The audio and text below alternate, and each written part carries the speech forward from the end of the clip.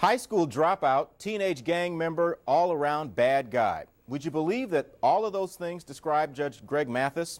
Yes, the man behind the bench weekday mornings right here on Watch wasn't always on the right side of the law, but now he draws from his experiences to make a difference in people's lives. Jadice, May, May, and Moo Moo. What you call them kids? What you name them kids? Jadice, May, May, and Moo Moo. Lock her up. You're going to jail for that. You will find plenty to laugh about on his television show, but make no bones about it, Judge Greg Mathis is on a serious mission. Quit pointing the finger at her. You know, you keep pointing the finger at her. Look at that thumb that's pointing back at you, mother.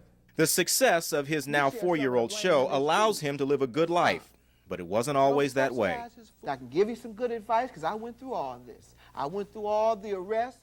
During a recent visit to Columbia, Mathis told me his criminal antics growing up in Detroit could have been his undoing, but he parlayed a determination to turn his life around into what you see today. He went from high school dropout to earning his GED, graduating from college and law school, then becoming Michigan's youngest judge in history. Do you love yourself? If you love yourself, you don't do all these things to yourself.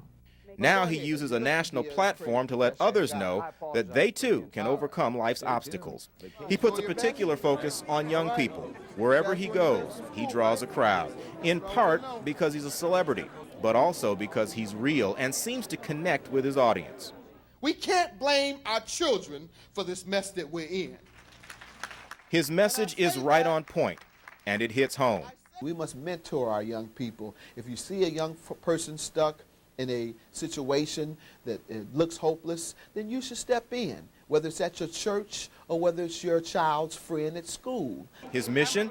Replacing feelings of hopelessness with those of hope. We see drugs, guns, and violence among our young people all across the board. And so I try and inspire them to know that they can overcome those obstacles. What happened when you got in the car? Who wrecked it? He tries to do the same on his television show.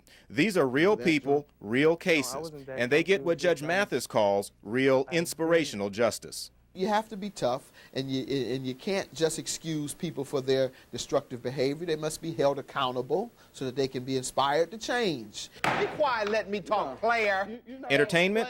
Yes.